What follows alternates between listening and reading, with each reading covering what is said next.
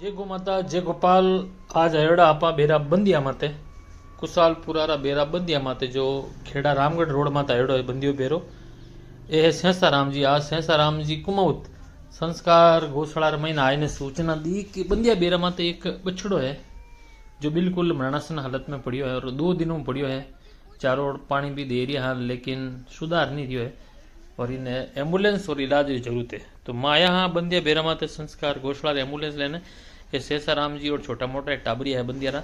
ये देखो ऊंचाई डाल दिया इन बछड़ा ने संस्कार घोषणा री एम्बुलेंस मायने इन्हें लेन जावा अभी कुशालपुर संस्कार घोषणा में बट इनो इलाज रही बहुत ही बढ़िया सेवा रही जब तक वो पूरी तरीके ठीक नहीं रह जाए। तो भाई सेसा राम जी कुमाऊत और जितना भी छोटा मोटा गौ भक्त आया है इन बछड़ा री मदद करने वास्ते एंड सगड़ा ने बहुत बहुत धन्यवाद साधुवाद।